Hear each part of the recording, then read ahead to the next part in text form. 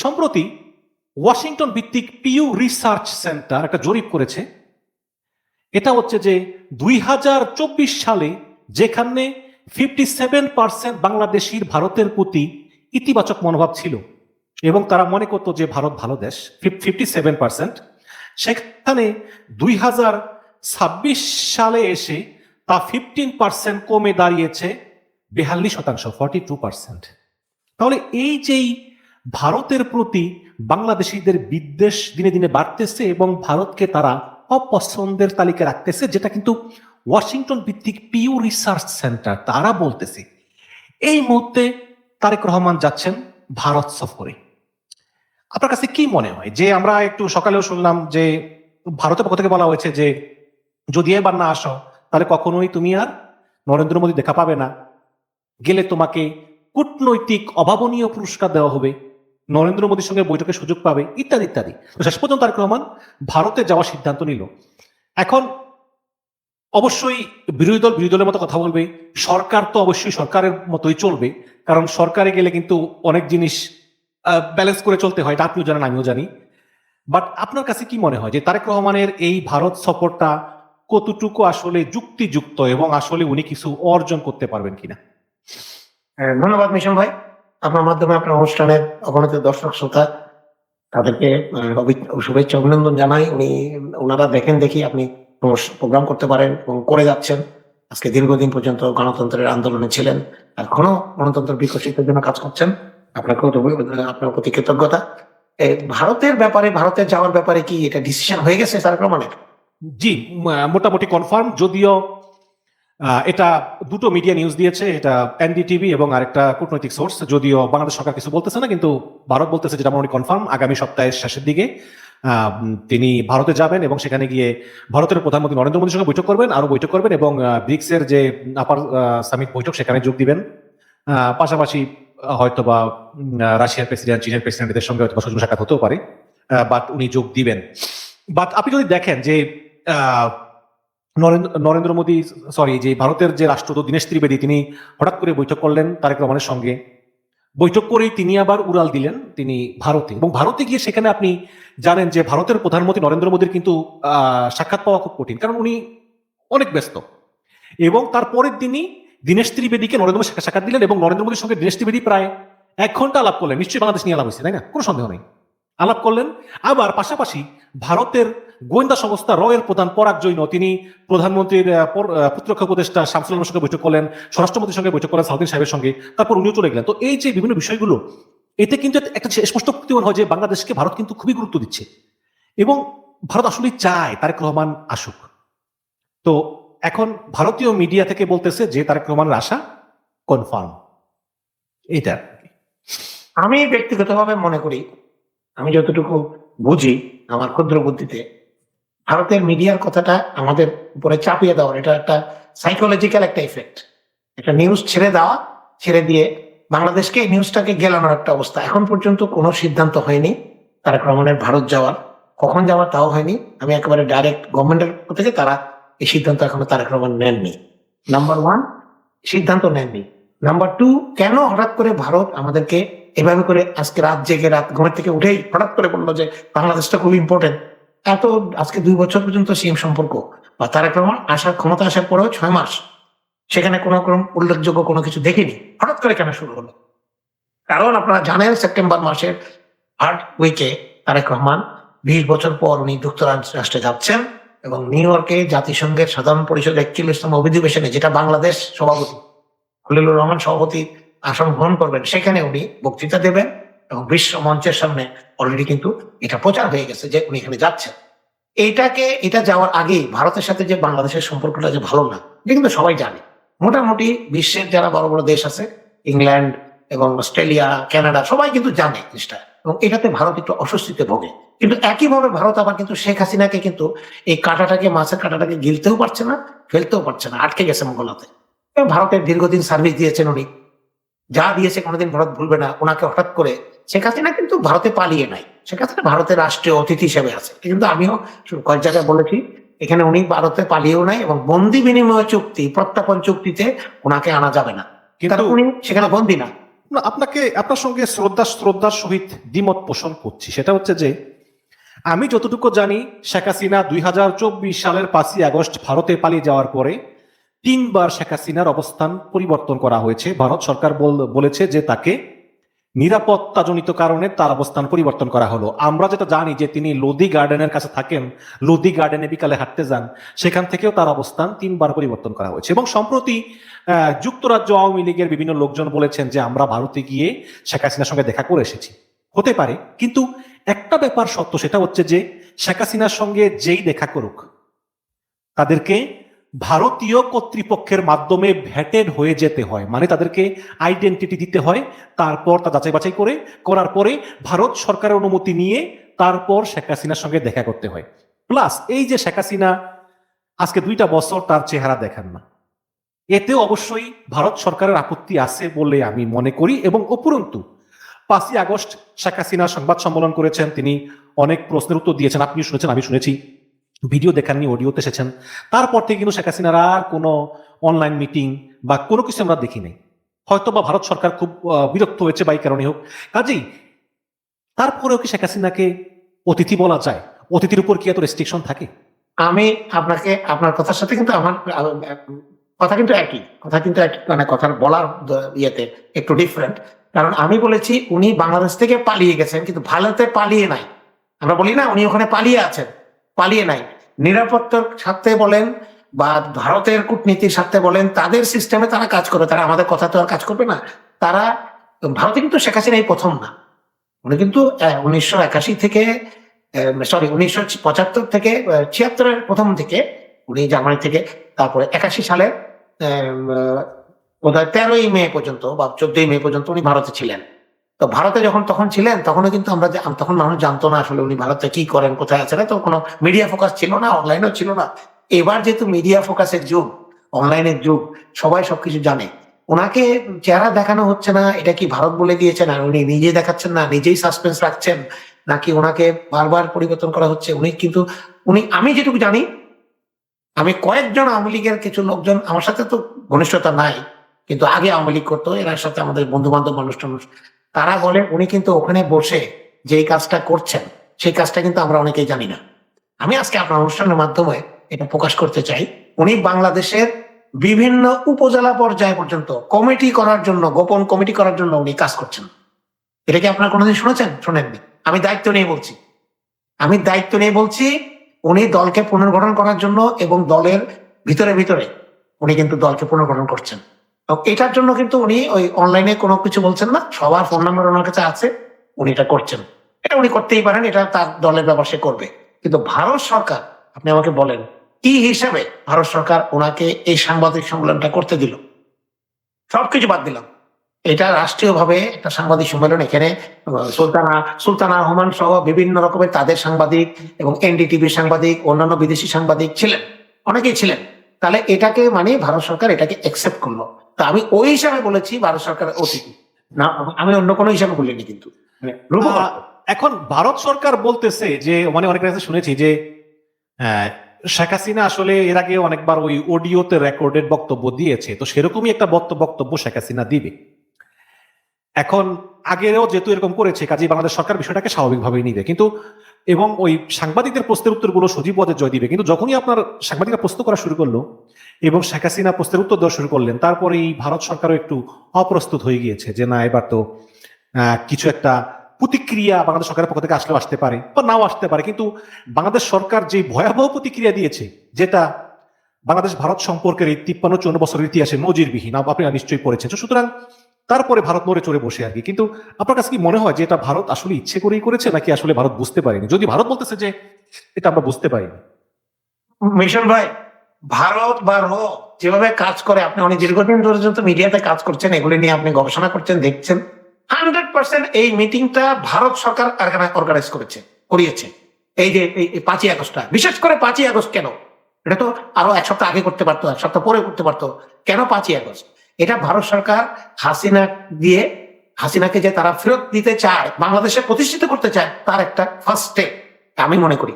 কারণ এই মিটিং এর পরেই কিন্তু বাংলাদেশ প্রতিক্রিয়া জানালো, খুব কঠোর প্রতিক্রিয়া আমার মনে হয় কূটনীতিক ইতিহাসে এই ধরনের চিঠি আমি আমার লাইফে কোনোদিন দেখিনি। আমি বিভিন্ন চিঠি টিঠি বিভিন্ন জায়গাতে বই টই পড়ি বিভিন্ন, এগুলো আমার কাছে ভালো লাগে।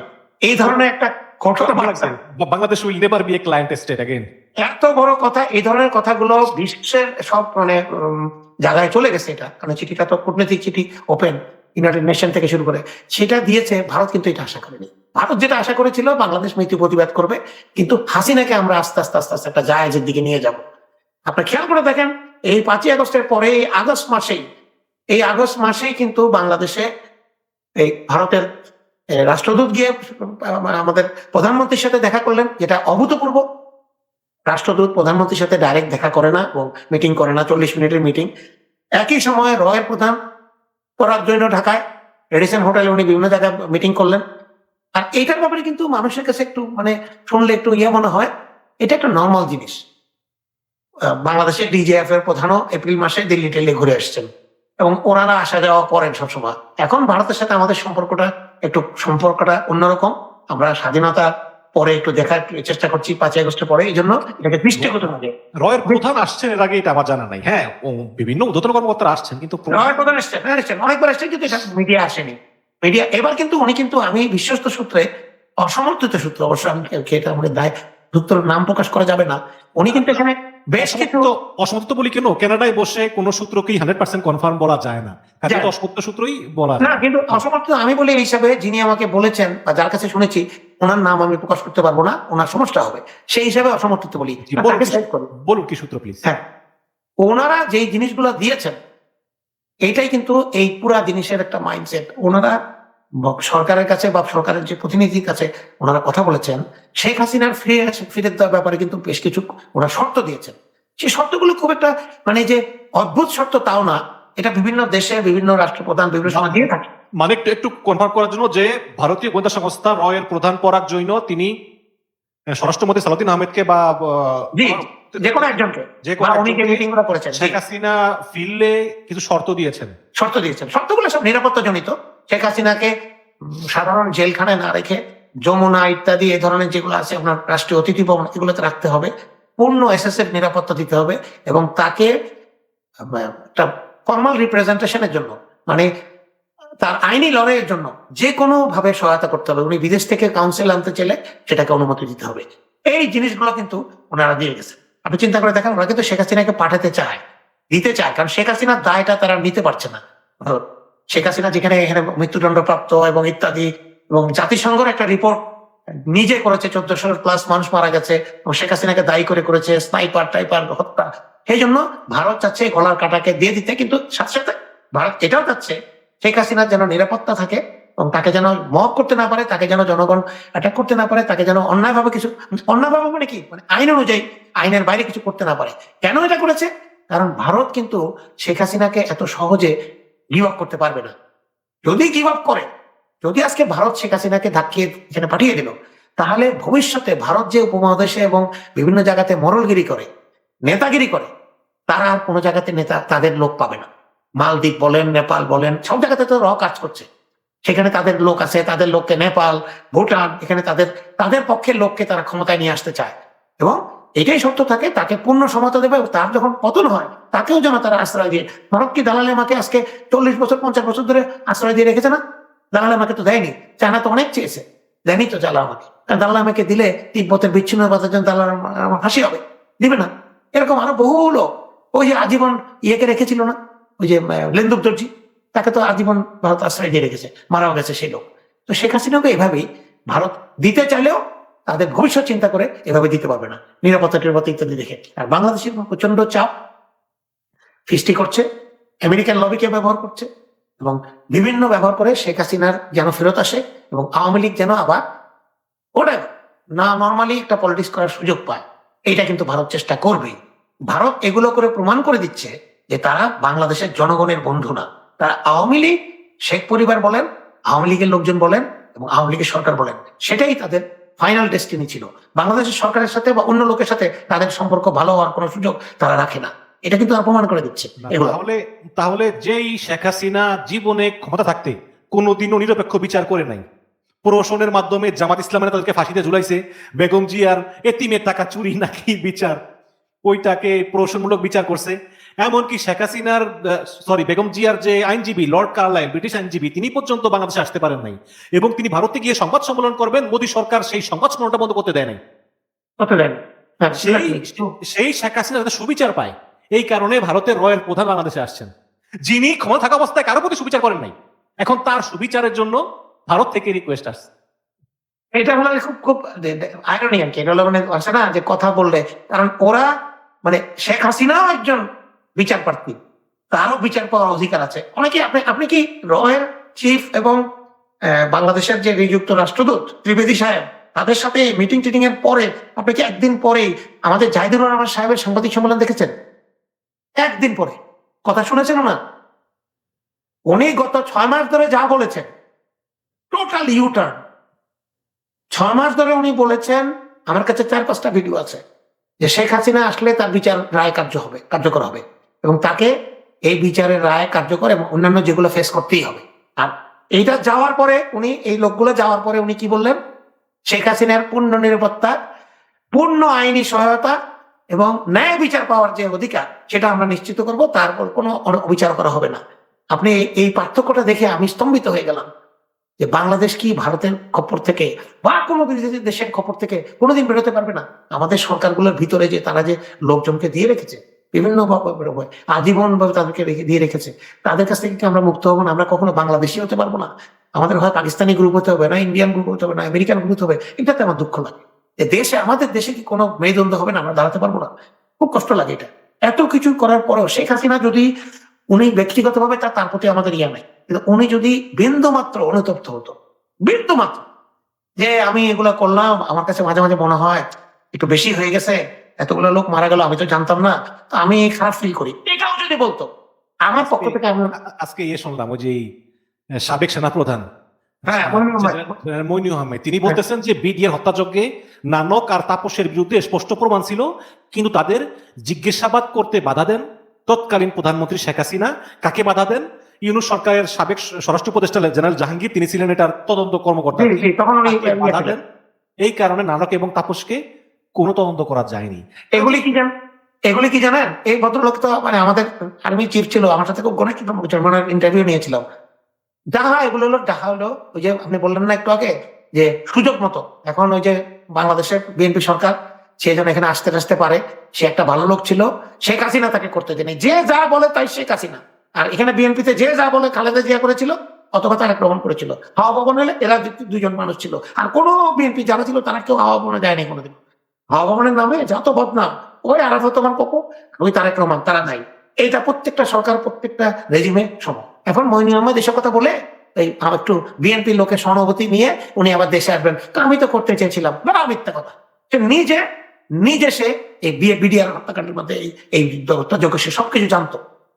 সে শেখ হাসিনার পেট হিসেবে সে কাজ করেছে, কারণ শেখ হাসিনাকে ক্ষমতায় আনার জন্য 2009 সালে 8 সালের নির্বাচনে শেষে ক্ষমতায় আনার জন্য এই মইনু আহমেদ, এই প্রণব মুখার্জির সাথে, ভারতের সাথে ষড়যন্ত্র করে, ঘোড়া কূটনীতি করে। আপনি জানেন প্রণব মুখার্জির বইয়ে লেখা আছে, এবং ওনার নিজের বইয়ে উনি লিখেছেন। মইনু আহমেদ একটা বই লিখেছে, শান্তির স্বপ্নে। এই বইটা আপনি পড়বেন, এই মিথ্যাবাদী কি কি কথা লিখেছে এখানে। সে জাতিসংঘের চিঠি, মিথ্যা চিঠি, কোন চিঠি জাতিসংঘ দেয়নি, যে জাতিসংঘ শান্তিরক্ষী বাহিনী থেকে বাংলাদেশকে উল্টো করবে এই হুমকি দেওয়া হয়েছে যদি ও যদি এই সরকারকে সমর্থন করে, এই যে খালেদা জিয়া সরকার বা খালেদা জিয়াকে সাপোর্ট দেয়।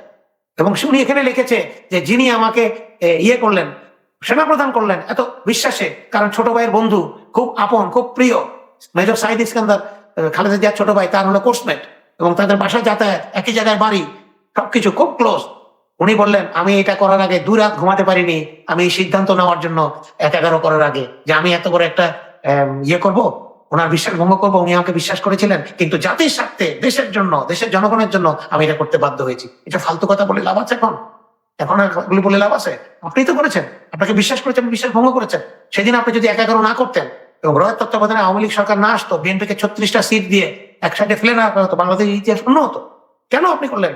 আপনাকে তো বিশ্বাস করে, আপনি তো আপনার কাজটা করেননি, যেটা আজকে সেনাপ্রধান ওয়াকার করেছে। শেখ হাসিনা আত্মীয় হওয়ার পরেও শেখ হাসিনার জিন্দেগি যতদিন বেঁচে থাকবে, তাকে বেঈমান আর তাকে নাফরমান বলছে। জয় তো ওপেনলি বলছে বেঈমানি করেছে সে আমাদের সাথে। সেটা তো শেখ মঈন আহমেদ করেনি।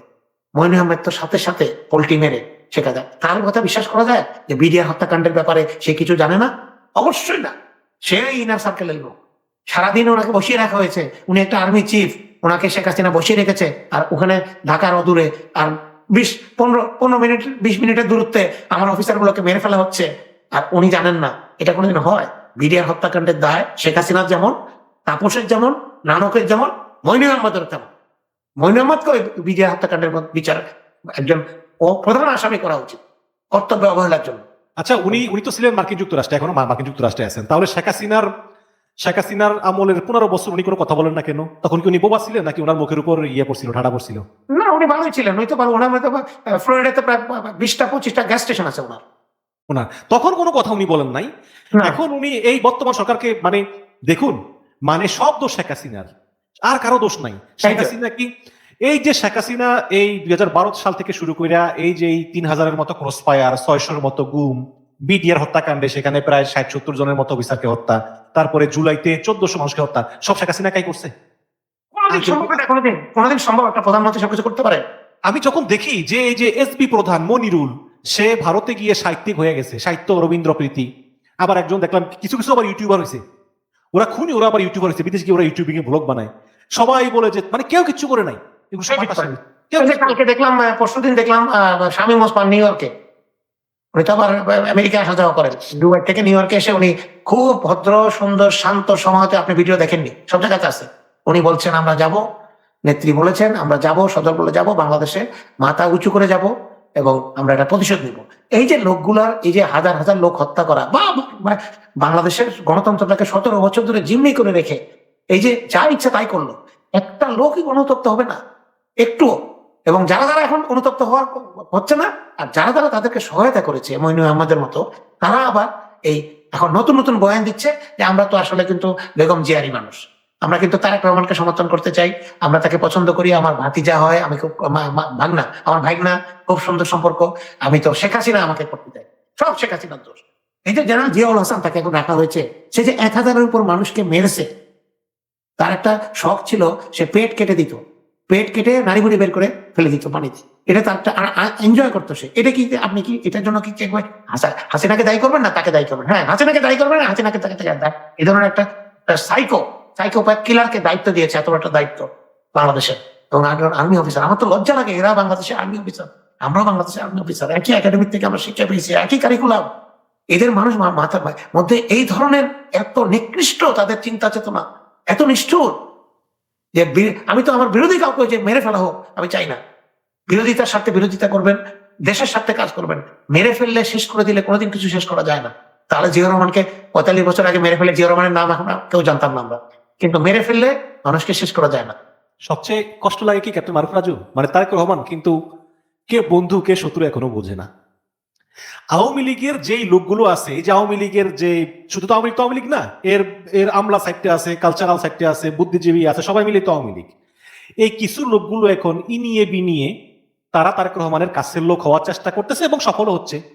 আপনি দেখবেন যে আনিস আলমগীরের সঙ্গে সালাউদ্দিন আহমেদের ডিনারের দৃশ্য, আনিস আলমগীরকে তারেক রহমান ফোন করেন। আপনি কি মনে করেন যে এরা তারেক রহমানকে পছন্দ করে?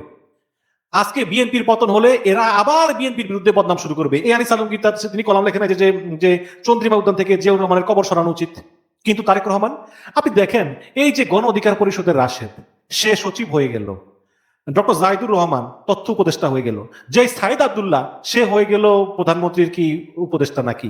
অথচ ছাত্র দলের সভাপতি রাকিব, আজকে কালকে তার আবেগগণ স্ট্যাটাস দেখলাম, রাকিব আর যে সেক্রেটারি কি যেন নাম ছাত্র দলের, এই দুইজনের আবেগ না, ছাত্র সেক্রেটারি, বর্তমানে কেন্দ্রীয় সেক্রেটারি, যাই হোক, এই দুইজনের মেয়াদ শেষ হয়ে গেছে।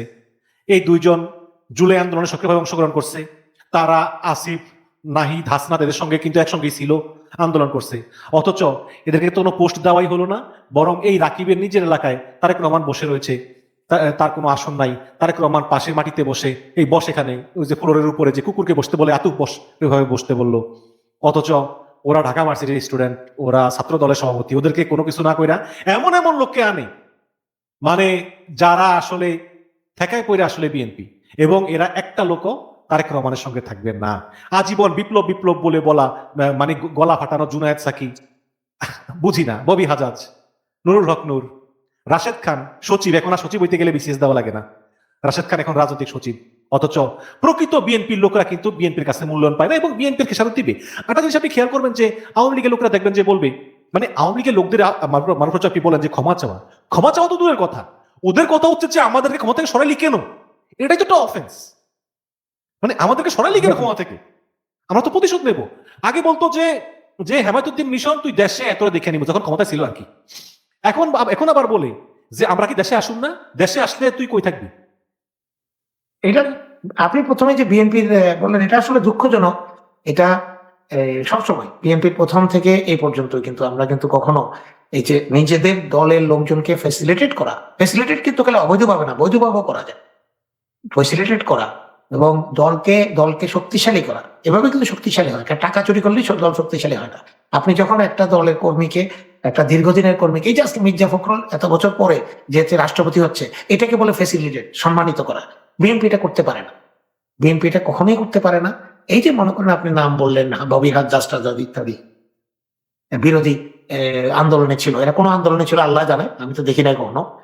জোনায়েদ সাকি রাস্তায় ইয়াদ করতো ইত্যাদি, মাঝে মাঝে মানববন্ধন করতো 15-20 জন নিয়ে। তাদেরকে যে আপনি এমপি মন্ত্রী বানালেন, কোনো অসুবিধা নাই। এই এমপি মন্ত্রীর জায়গায় যে বিএনপির একজন কর্মী যে 20 বছর ধরে কাজ করেছে বা যোগ্য, তাকে তো বঞ্চিত করলেন। আমি তো বলছি না আপনি বানাবেন না, কিন্তু আপনি আপনার নিজেদের লোককে বঞ্চিত করে আপনি আরেকজনকে, নিজের ছেলেকে না খাইয়ে, এখন আপনি যদি পাশের ছেলে, প্রতিবেশীর ছেলে খুব সুন্দর লাগে, ভালো লাগে আপনার কাছে বাচ্চাটারে, তারে খাওয়ান, আপনার ছেলে অভুক্ত থাকে, এটা তো কোনো বুদ্ধিমানের কাজ নয় এবং এটা কোনো কোনো আপনার কোনো একটা সুস্থ মানুষের চিন্তাও না। নিজের ছেলে খাওয়ার পরে সুযোগ থাকলে, আমার কাছে খাওয়ার থাকলে ওরেও ডেকে খাওয়ান। আপনার তো সেটা করলেন প্রত্যেকটা জায়গাতে। ববি হাজ্জাজকে আপনি করলেন মন্ত্রী, আবার ববি হাজ্জাজের ওয়াইফ যে কিনা ডাইরেক্ট আওয়ামী লীগের লোক, তার বাবা ছিল আওয়ামী লীগের একজন মানে সাপোর্টার, বিরাট সাপোর্টার, লয়ার। তার ওয়েবসাইটে তার যে আপনার ইমাম এন্ড অ্যাসোসিয়েটস, তাদের ল ফার্ম, এই ল ফার্মের ওয়েবসাইটের মধ্যে এখনো আপনি জানেন, আমি জানি না এখন উঠে গেছে, কর্নেল তাহেরের স্তুতি আছে। কর্নেল তাহের খুব ভালো, তার মানে কি জিয়াউর রহমান ওয়াজ দা কিলার, কর্নেল তাহেরকে জিয়াউর রহমান হত্যা করেছে। এরা যারা সাপোর্ট করে, তাদেরকে যখন আপনি আপনার দলের ক্ষমতায় আসবে, এরা তো জিয়াউর রহমানকে পছন্দই করেন, খালেদা জিয়াকে পছন্দ করার প্রশ্নই আসে না। তো এরা আপনি কেন, আপনি তাদের, আপনার কি প্রচার করবে তারা? শিক্ষা প্রতিমন্ত্রী দিয়েছেন, কি শিক্ষা সে করবে? প্রাথমিক শিক্ষা কি বই লেখা করবে? বিএনপি যে এটা বুঝে না, এই জন্যই 6 মাসের মধ্যে বলে বিএনপি সরকার টিকবে না। এরাই বলে, এদের মতো লোকজনই সারাদিন বলছে অনলাইনে আওয়ামী লীগ আবার আসবে। ওরা গ্রাউন্ডটা ক্রিয়েট করে, মানুষের মাইন্ডসেট, মানুষ মনে করে যে ও সবাই বলছে তাহলে নিশ্চয়ই আওয়ামী লীগ আবার আসবে। অথচ কিন্তু আওয়ামী লীগ ফিরে আসার কোন সুযোগ লিগালি বাংলাদেশে এই মুহূর্তে আছে কিনা আমি জানি না, আই ডোন্ট থিংক সো। আসলে তারা তো সরি না, লিগেলের বিষয় না, বিষয়টা হচ্ছে কি, আওয়ামী লীগকে কিন্তু আপনি লিগেলি সরাইতে পারেন নাই, কারণ লিগেলি হচ্ছে যে ভোটের মাধ্যমে সরাতে হবে।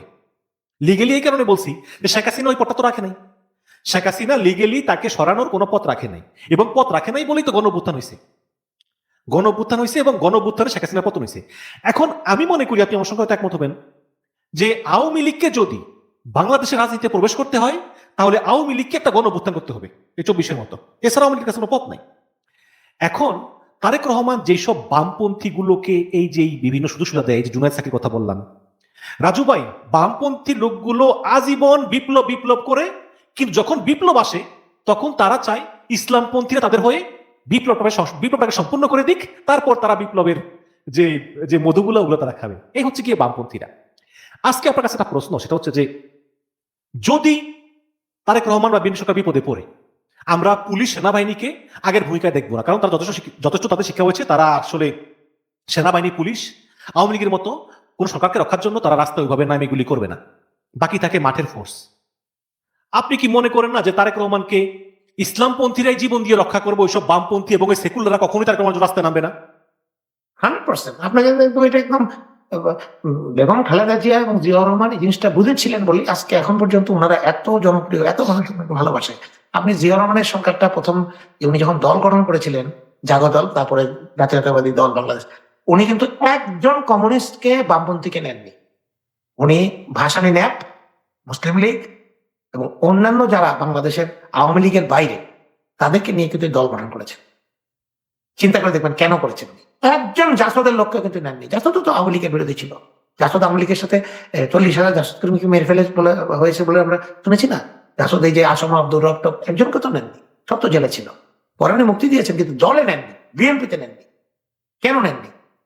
তারেক রহমান যে আজকে খুব খুশি মনে হয় যে জোনায়েদ সাকিদেরকে যে মন্ত্রী বানায়, আর শেখ হাসিনার আত্মীয়, ডাইরেক্ট আত্মীয় মোশাবিন শমসের হলো শেখ হাসিনার কাজিন, তাদের মধ্যে ডাইরেক্ট রিলেশন আছে গোপালগঞ্জের, তাদেরকে আপনারা মন্ত্রী বানান। ইভেন আন্দোলনের সময় লন্ডনে যে তারা আপনাদের সাথে দেখা করে, এই আন্দোলনের কোনো পার্থ তার মতো একজন, তার বাপের মতো একজন দুর্নীতিবাজ, এই ধরনের দুর্নীতিবাজ, এরশাদ আমলে 2 জন দুর্নীতিবাজ, এরশাদ সহ 3 জন দুর্নীতিবাজের নাম আমরা জানি, আমাদের সঙ্গে ছিলাম, সেনাবাহিনীতে ছিলাম, আমি জানি। এখন চিনি জাফর, আর এখন নাজির রহমান মঞ্জু। টাকা তারা তখন লুট করেছে, লুট। এরশাদ নিজে তো আছেই দুর্নীতিবাজ। তার ছেলেকে কি হিসাবে আপনার বিএনপির নেতা, বিএনপির মন্ত্রী, এখন মন্ত্রী ভাবে শুনছি, এমপি কেন, কি হিসাবে, কোন হিসাবে? ওরা তো জিয়া রহমানের নামই শুনতে পারে না। তাদেরকে আপনারা, তার ওয়াইফ বোধহয় আমার মনে হয় আওয়ামী লীগের শেখ সেলিম না কার ভাইয়ের বউ বোধহয়, শেখ সেলিমের মেয়ে, দে আর রিলেটেড, দে রিলেশন। তাদেরকে আপনি, নাজির রহমান মঞ্জু শেখ হাসিনার আত্মীয়, তাদেরকে আপনি দিলেন। এই করতে গিয়ে ওই ছাত্র দলের ওই ওদেরকে, আপনার আবেদদেরকে, নাসিরদেরকে, ওদেরকে আপনার তো পায়ের কাছেই বসাতে হবে, বা তারা তো গাড়ির পিছিয়ে ধরাবে, কারণ আপনি তাদের কিছু দিচ্ছেন না, আশ্বাসও দিচ্ছেন না। আর এইসব আপনি ছাত্রলীগের খাদ্দাম, তারপর রব্বানি, এদের কথা চিন্তা করেন। দুঃখের সাথে বলতে বাধ্য হচ্ছি, আওয়ামী লীগের, শেখ হাসিনার নেতৃত্বে আওয়ামী লীগ যতদিন দেখেছি 81 সালের পর থেকে, আসার পর থেকে, তার কাছে ছিল আওয়ামী লীগ ফার্স্ট, বাংলাদেশ সেকেন্ড, ইসলাম লাস্ট। তারা সবসময় তাদের দলের নেতাকর্মীদেরকে শেখ হাসিনা টেক কেয়ার করতো। আপনি দেখেছেন না 15 বছরের তাদের যে বিনা ভোটে যে 3টা নির্বাচন হলো, তারা সেট বাই সেট, গত নির্বাচনে এই সেটকে দেওয়া হয়েছে, এরা খাওয়া শেষ হয়েছে, এখন এরা রিটার মানে কি আপাতত অফ, নতুন যারা খায়নি তাদেরকে দেয় শেখ হাসিনা। এভাবে করে 1500 লোক, 1200, 1000 লোক এমপি, তারপরে মিনিস্টার। তো শেখ হাসিনা তার দলের জন্য খুব ভালো। এই জন্য এখনো দলের লোকজন শেখ হাসিনা ছাড়া কিছু চিন্তা করে না, দলে কোনো বিদ্রোহ হয় না, শেখ হাসিনার নেতৃত্বের উপর কোনো এখনো পর্যন্ত কেউ তার এগেন্সে দাঁড়ায় না, কারণ শেখ হাসিনা সবাইকে টেক কেয়ার করে। এই আমু টামু এরা ছাড়া আর কি, তোফাইল টোফাইল যেগুলো আগেও বেইমানি করেছে, শেখ হাসিনা তাদের দলটাকে ঠিক মতো, আমরা কি এটা করতে পেরেছি? আমাদের ম্যাডাম অসুস্থ হয়ে এত বছর হসপিটালে থাকলেন, আমাদের দল যারা চালালো তারা কি করতে পেরেছে? তারা কি পদায়নটা ঠিক মতো করতে পেরেছে? করতে পারেনি, করেনি। আর এখানে ভারত একটা বিরাট ফ্যাক্টর আমি মনে করি। এই যে অনেকগুলো লোককে বিএনপি নিতে বাধ্য হয়েছে, এগুলো ভারতের কোটা। আমির খসরু সাহেব এগুলো ভালো জানেন। ভারতকে হাতে রাখার একটা প্রবণতা, শুধু বিএনপি কেন, জামাতও তো ভারতের ব্যাপারে কিছু বলে না। জামাত কিছু বলে?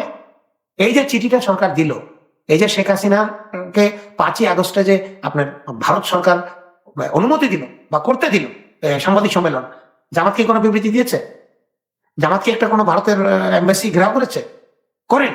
কারণ জামাত চাচ্ছে যে আমরা ভারতের ফেভারে না থাকি, ভারতের ডিসফেভারে যাবো না। এই যে আপনার ভাবটা, এই ভাবটা কিন্তু খুব ভয়ঙ্কর, বিএনপির জন্য ভয়ঙ্কর, জামাতের জন্য ভয়ঙ্কর, দেশের জনগণের জন্য ভয়ঙ্কর। আপনি এটা করতে পারবেন। মনে হয় প্রকৃত বিরোধী দল আছে মাত্র এনসিপি, 6 জন নিয়ে। এর আজকে এনসিপি কে তুচ্ছ তাচ্ছিল্য করছে বিএনপি, হ্যাঁ সবাই মারছে, সবকিছু করছে। ঘটনাটা এনসিপির এই ছেলেগুলি যদি সেদিন না দাঁড়াতো, তারা যদি সেদিন এই যে লোকগুলোকে মোবিলাইজ না করতো, এবং সবকিছু কোনো কিছু বাদ নাই, শেখ হাসিনাকে পতন যেতেই হবে, সেটা না করতো, আজকে কি বাংলাদেশে তারেক রহমান সরকারটা আসতো? নির্বাচন হতো না। তো তারা যখন এটা করলো, আপনারা আসতে পারলেন, এখন তাদেরকে একটু আপনারা সাপোর্ট দেন।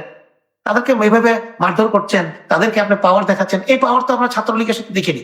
তখন দেখিনি কেন? তখন কোথায় ছিলেন? মুখটা এখন বন্ধ কেন? সেই খালেদা জিয়ার কথা খুব তো বলছিলেন, এখন মুখটা বন্ধ কেন? তখন তো আমরা দেখিনি কখনো যে ওই বরিশালে বিভিন্ন জায়গাতে, বেগম রোকেয়া ইউনিভার্সিটিতে আপনি খুব মারদাঙ্গা, আপনি নিজের সরকার আছে, এখন আপনি সবাইকে পিটাচ্ছেন, এগুলো তো ঠিক নয়। টাকলা মুরাদ যখন জাইমা রহমানকে নিয়ে কুরুচিকর মন্তব্য করলো, তখন তো কোনো কথা বললি না। বলে না, কোনোদিন বলবে না তো। তখন বলবে কি, আমরা যদি বলতাম আপনারা এইসব বলেন, আপনাদের জন্য আমাদের এখানে সমস্যা হয়, আমরা তো এখানে কামানের মুখে আছি, বন্দুকের গুলির মুখে আছি, ভেরি গুড, ওনাদের কাছে কথা নেই।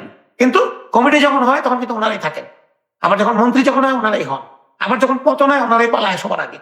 ওনাদেরকে আপনি পাবেন, ওনারা সব আগে পালাবে। ধরা পড়বে তারেক রহমান আর তার মেয়ে আর তার ওয়াইফ, এই 3 জনের টার্গেট হবে।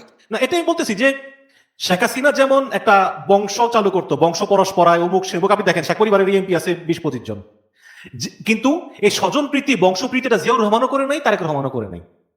জিয়াউর রহমান জিয়াউর রহমানের ভাই যারা চাকরি বাকরি করতো তারা ওই চাকরি বাকরি করতো, জিয়াউর রহমান তাদেরকে কোনো বেনিফিট ফ্যাসিলিটি কিছু দেয়নি। আর জিয়াউর রহমান ঘরে ঢুকলে সালাশালীরা তারা সামনেও ভয় আসতো না। তো এখন তারেক রহমানও তারও কেউ নাই, তার ভাই একটা ছিল মারা গেছে।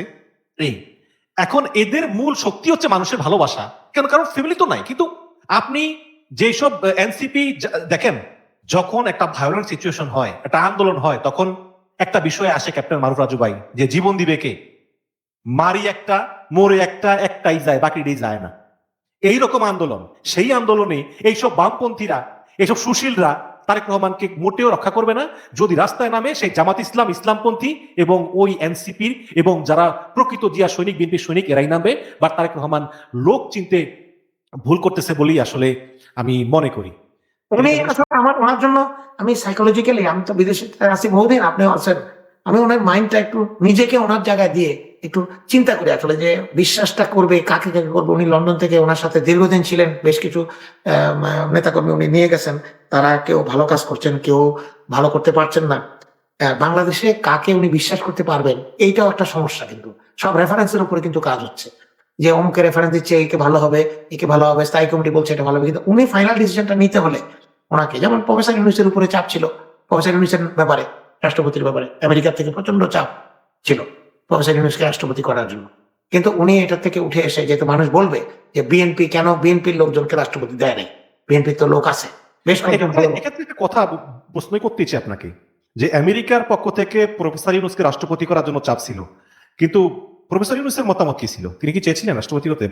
এটা ওনার মতামত বোঝা যায় না, উনি তো কোনো সময় কোনো কিছু চান না, আবার বললে তো ঠিকই রাজি হয়ে যান। এটা তো মানে জিনিসটা তো বোঝা যায় না আসলে, কারণ উনি আসলে কি হতেন কিনা সেটা পরের কথা, কিন্তু বিএনপি তো ওনাকে প্রস্তাব দেয়নি, দিতে পারতো বা দেয়নি। মির্জা ফখরুল ইসলাম আলমগীর হতে ক্ষতি কি ছিল? না, আচ্ছা, অবশ্যই অবশ্যই পারফেক্ট চয়েস। এখন তো অনেকে বলে যে প্রফেসর ইউনূস হলেই ভালো হতো, এবং অনলাইনে দেখলাম যে সবাই বলতেছে। কিন্তু আচ্ছা ক্যাপ্টেন মারুফ রাজু ভাই, ভাই আমি একটু ইন্টারাপ্ট করি, প্রফেসর ইউনূস হলে ভালো হইতো কেন বলে জানেন? প্রফেসর ইউনূস তার 1.5 বছরের সময় ভারতের সাথে যে দৃঢ়তা দেখিয়েছে, এই একটা কারণ। প্রফেসর ইউনূসের গ্রামীণ ব্যাংক ভালো করেছে, নোবেল পেয়েছে, এগুলো না। মানুষ চায় আমাদের প্রধানমন্ত্রী, আমাদের প্রেসিডেন্ট, আমাদের নেতারা ভারতের সাথে দাঁড়িয়ে কথা বলুন। তাহলে এরকম হাসিনার 15 বছরে ইউনূস সাহেব কোথায় ছিল? হাসিনার কোনো বিষয় নিশ্চিত, তাকে তো অনেক মামলা টামলাও দেওয়া হয়েছে, আমরা শুনেছি 8 তলা বিল্ডিং এ নাকি ওগুলো তো শেষ পর্যায়ে। হাসিনা পলায়নের 2-3 মাস আগে। না, উনি তো রাজনৈতিক নেতা না, উনি তো ব্যবসা বাণিজ্য করে, উনি কিন্তু আমরা মির্জা ফখরুলকে আমরা দিনের পর দিন অত্যাচারিত। হ্যাঁ, 100% গুড চয়েস। বাট আমেরিকান চাপটাকে উপেক্ষা করে দলের, যেহেতু দলের প্রধানমন্ত্রী এবং দলের অভিভাবক হিসেবে বিশ্বস্ত, এই জন্য উনি বেস্ট চয়েস। মির্জা ফখরুলকে না দিয়ে আরেকজনকে দিত, আমরা বলতাম যে মির্জা ফখরুলকে কেন নয় এই প্রসঙ্গে, তাকে তো না করার প্রশ্নই না। কিন্তু চাপ ছিল কিন্তু ওদের জন্য, এই বসের বিষয়ের জন্য যথেষ্ট চাপ, যে তাকে দিলে এটা ভালো হবে, কারণ তা ওনার তো ওদের সাথে ভালো খাতির। তো উনি নেবেন কিনা তাও জানি না, তবে মির্জা ফখরুলকে দেওয়াতে বিএনপির জন্য একটা ভালো একটা দৃষ্টান্ত। এই প্রসঙ্গে আমি বলি, জামাত ইসলামী এখানে কেন প্রার্থী দিল, এটার কারণটা কি? সিম্বলিক ভাবে দিল, ঠিক আছে ধরে নিলাম। কেন অলি আহমেদ, কেন অলি আহমেদ, কেন আজহার না, কেন ডাক্তার আমাদের যে শফিকুর রহমান না? অলি আহমেদকে কেন? অলি আহমেদ জামাত ইসলামের লোক, অলি আহমেদ একজন বীর মুক্তিযোদ্ধা, উনি জিয়া রহমানের সহচর ছিলেন, কিন্তু জামাতের কারণে উনি দলটা ছেড়ে উনি চলে গেছেন। এবং উনি যাওয়ার পরে বেগম খালেদা জিয়াকে এবং তারেক রহমানকে কুপুত্র, কুমাতা ইত্যাদি অনেক কথা বলেছেন, এগুলো কোনোদিন মুছা যাবে না। With all respect as a freedom fighter, but as a politician he was wrong. BNP থেকে বেরিয়ে গেছেন জামাতের কারণে, জামাতের সাথে জোট করেছেন কারণে, সেই জামাতে গিয়ে এখন আপনি প্রেসিডেন্ট পদপ্রার্থী হয়েছেন। কি নীতি আপনি দেখাবেন? জামাতের গডফাদার। এখন জামাত ইসলামীকে আমি একটা কথা বলি, জামাত ইসলামী যে বাংলাদেশের 71 সাল নিয়ে যে তাদের একটা কথা, যে মুক্তিযুদ্ধে তারা সহায়তা করেনি, পাকিস্তানের পক্ষে নিয়েছিল, এটার ব্যাখ্যা তো জামাতের সাবেক আমির, তৎকালীন আমির অধ্যাপক গোলাম আজম নিজে দিয়ে গেছেন, এবং এটা আছে সব জায়গাতে।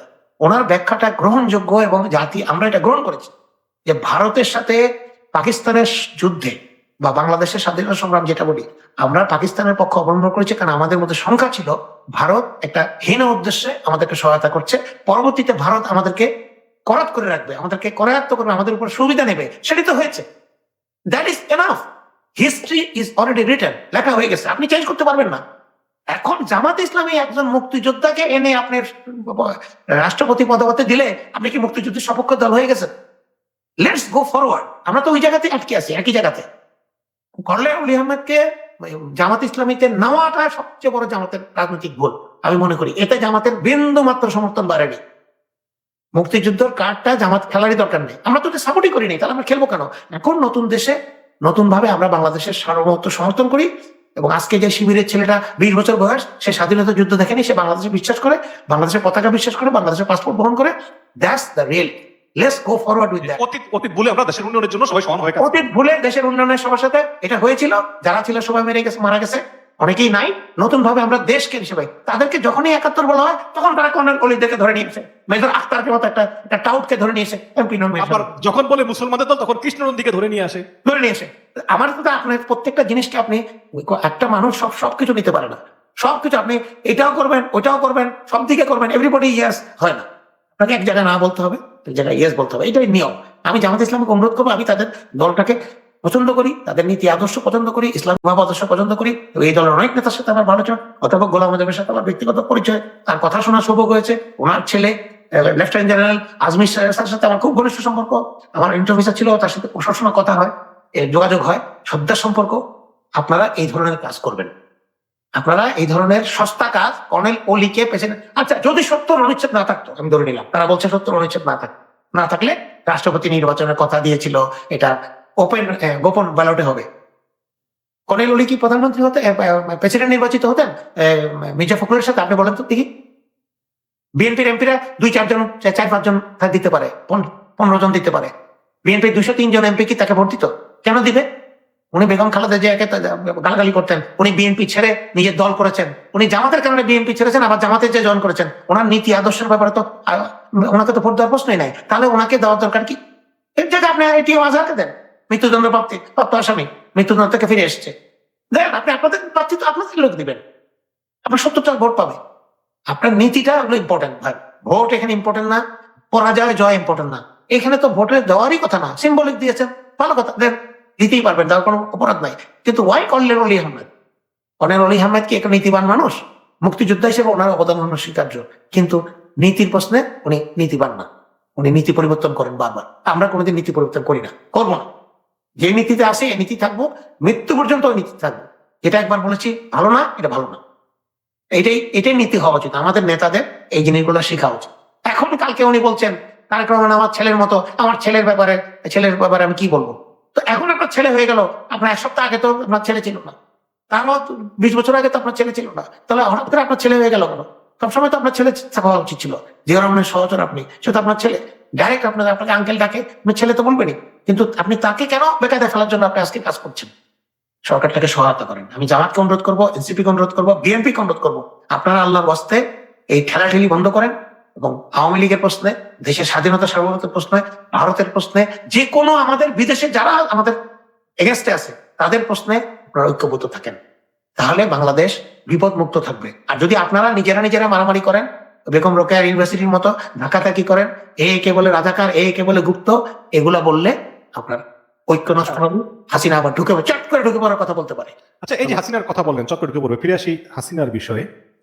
সেটা হচ্ছে, হাসিনা কি আসলেই আপনি মনে করেন যে ফিরবে? এখানে ফিরার কিছু ব্যাপার স্যাপার আছে। সেটা হচ্ছে যে বন্দি বিনিময় চুক্তির মাধ্যমে হাসিনা ফিরতে পারে, বাট অনেকে বলতেছেন যে হাসিনা তো বন্দি না, তিনি চাইলেই বাংলাদেশ দূতাবাস থেকে, তিনি হাইকমিশন থেকে তিনি একটা ট্রাভেল ডকুমেন্ট নিয়ে ফিরতে পারেন।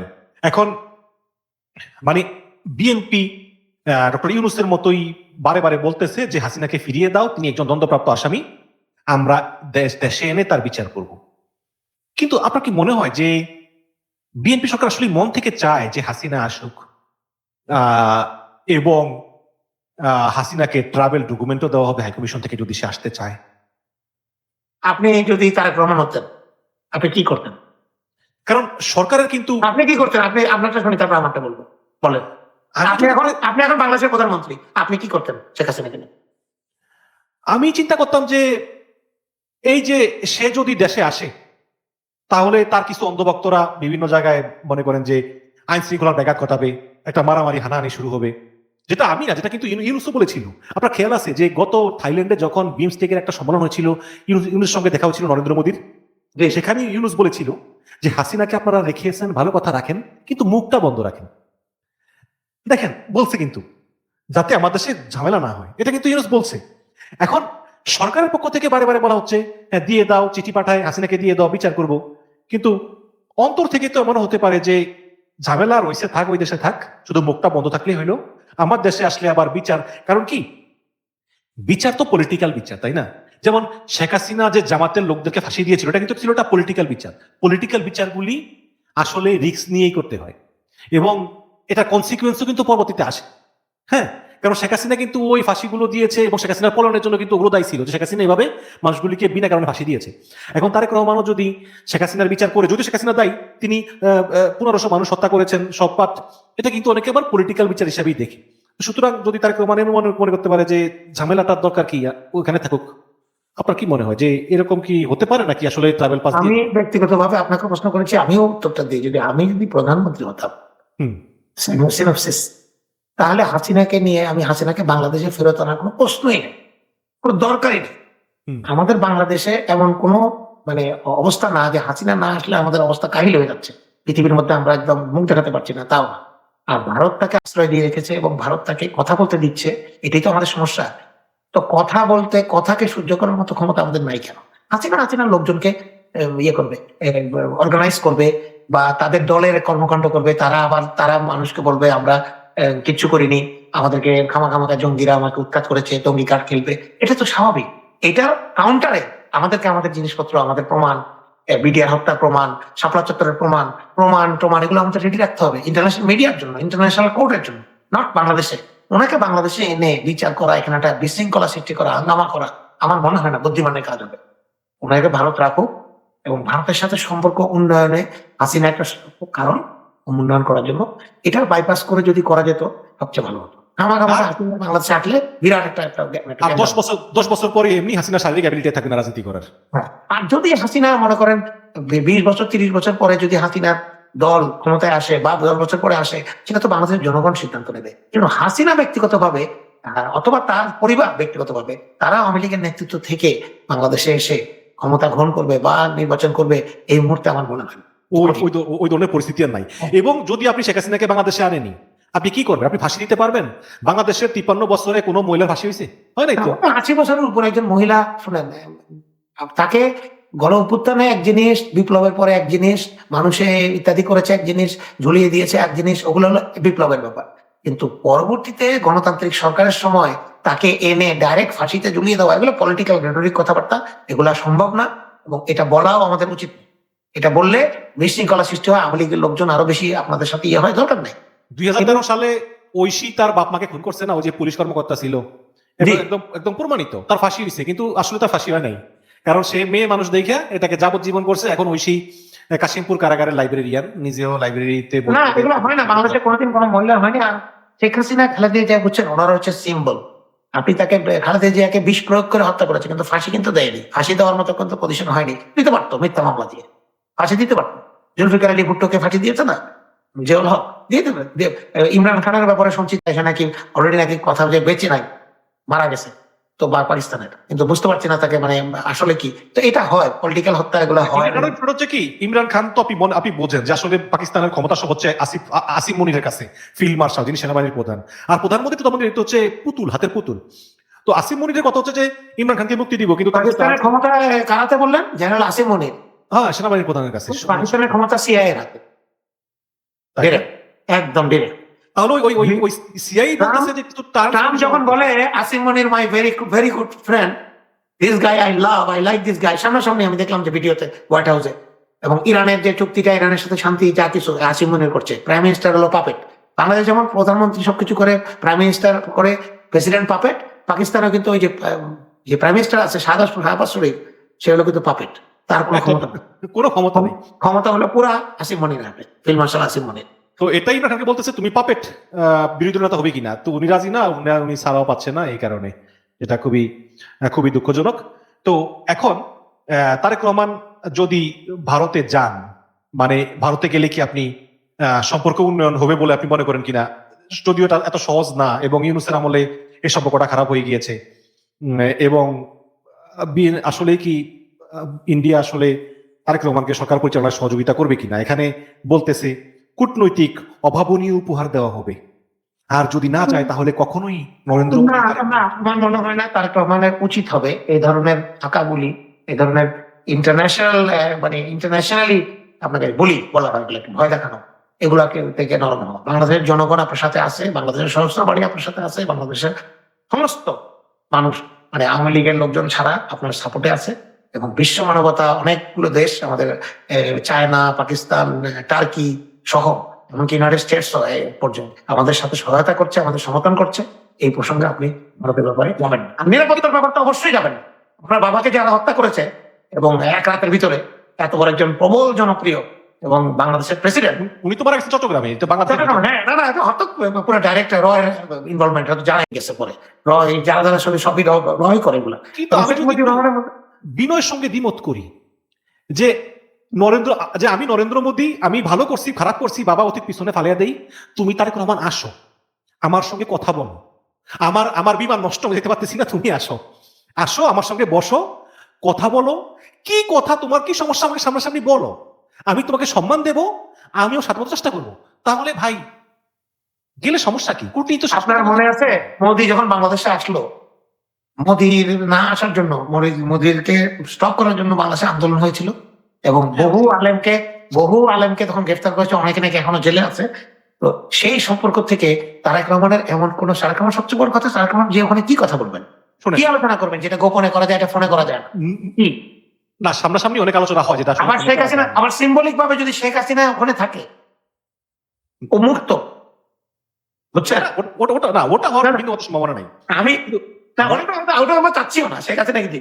তা আমার মনে হয় তারেক রহমান উনি সিদ্ধান্ত নেবেন, দিন শেষে ওনাকেই এটা 2021 সালে যখন নরেন্দ্র মোদী আসলো এবং সেখানে মোদী বিরোধী আন্দোলন হলো, বেশিরভাগ মানুষগুলো মারা গেছে কুমিল্লা ব্রাহ্মণবাড়ি এলাকায়, যেটা ঢাকা শহর থেকে অনেক দূরে, যার কোনো প্রয়োজন ছিল না। শেখ হাসিনা সরকার অতি উৎসাহী হয়ে এই মাদ্রাসা ছাত্রগুলোকে হত্যা করেছে শুধু মোদীকে দেখানোর জন্য যে দেখো তোমার জন্য আমি লাশ পর্যন্ত ফেলে দিছি। কাজী তোমার আমার যে ভালোবাসার সম্পর্ক, মানে এই ভালোবাসা বলতে মানে ওই নেতা নেত্রীর ভালোবাসা কি, এটাকে খারাপ দৃষ্টিতে নিবেন না, মানে রাজনৈতিক ভালোবাসা আর কি, এটা আসলে কোনো বাধা হয়ে দাঁড়াতে পারবে না, যে বাধা হবে তাকে সরিয়ে দেবো। তো এইভাবেই এই বাচ্চা বাচ্চা ছেলেগুলোকে পুলিশ গুলি করে হত্যা করেছে, তার কোনো প্রয়োজন ছিল না। নরেন্দ্র মোদী ঢাকায়, তুমি হচ্ছে খুলনা, তুমি বা তুমি হচ্ছে কুমিল্লাতে, তুমি চট্টগ্রাম মহাসড়ক বন্ধ করছো, তো বন্ধ করছো তো কি হয়েছে, এতে মোদীর কি ক্ষতি হয়েছে? তারপর ওই গুলিগুলো করছে, করে মোদীকে দেখাইছে যে দেখো মারছি, মোদীকে আশ্বস্ত করছে।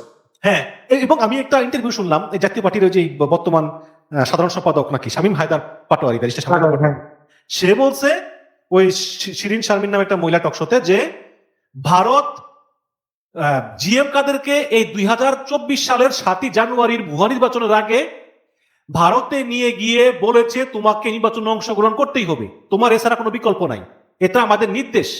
এবং সেখান থেকে ফিরে এসে তো জিএম কাদের বলছে যে ভারতের অনুমতি ছাড়া বলা যাবে না, শুনছেন না? তাহলে ভারত তো এগুলো করেছে, এখন সেই ভারত আসলে তারেক রহমানকে ডাকতেছে যে আসো, কি সমস্যা বলো।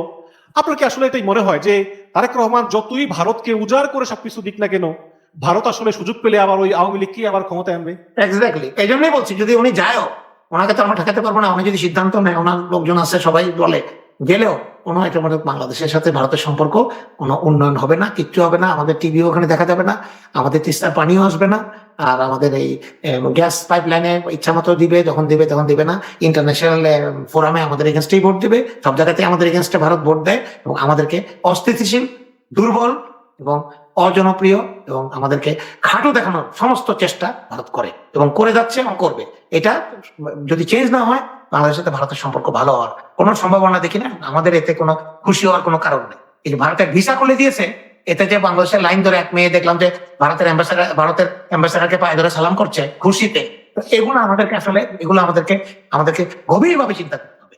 আমাদের শিক্ষা ব্যবস্থা, আমাদের মনন, আমাদের চিন্তা চেতনার মধ্যে যেভাবে ভারতের একটা যে কৃতজ্ঞতা ঢুকিয়ে দেওয়া হয়েছে, ভারত আমাদের সবচেয়ে বড় বন্ধু, তারা আমাদেরকে স্বাধীনতা অর্জন করিয়েছে, তাদেরকে আমাদের সবসময় কৃতজ্ঞ থাকতে হবে।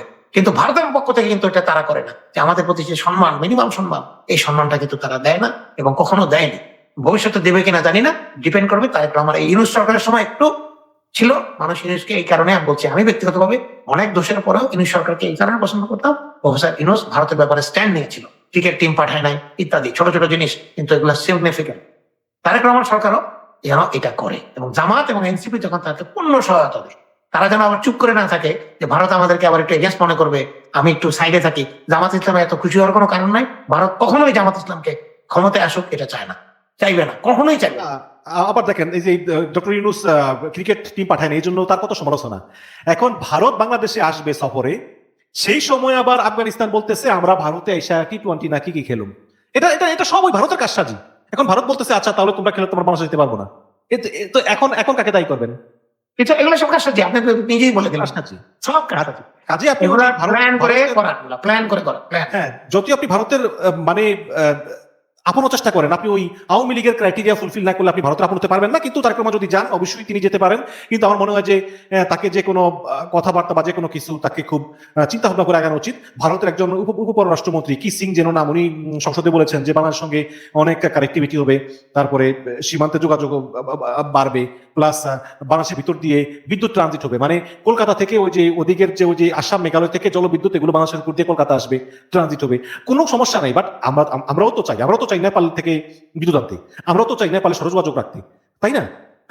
সেখানে activity বাড়ানোর জন্য। হ্যাঁ, আপনি শুধু আপনার কানেক্টিভিটি বাড়াবেন বাংলাদেশের ভূখণ্ড ব্যবহার করে, আর আপনার ভূখণ্ড ব্যবহার করতে দিবেন না আমাদেরকে, এটা তো হতে পারে না। একতরফা ওইসব দিন শেষ। তো এখন যদি তারেক রহমান আসলে পারস্পরিক স্বার্থের ভিত্তিতে যদি আসলে ভারতের সঙ্গে সম্পর্ক স্থাপন করে, যে Bangladesh is not a client state যেটা তিনি বলেছেন, এটা যদি আসলে মেনটেন করে, তাহলে এটা আমাদের সবার জন্য ভালো হয়। আমরাও এটা আশা করি, কিন্তু নিরাপত্তাটাও চিন্তা করতে হবে এবং বাংলাদেশের জনগণের প্রেস্টিজ, জনগণের ভাবাবেগ, জনগণের ইজ্জত সম্মান, এটাও তার আমাকে ভাবতে হবে। আমরা যেন ছোট না হই। আমাদের বড় হওয়ার দরকার নেই, কিন্তু আমরা যেন ভারতের কাছে ছোট না হই, এটা আমাদেরকে ভাবতে হবে। ক্যাপ্টেন মারুফ রাজু, আপনাকে অনেক অনেক ধন্যবাদ অংশগ্রহণ করার জন্য। আপনাকেও ধন্যবাদ। ভালো থাকবেন। ওয়ালাইকুম আসসালাম। ধন্যবাদ।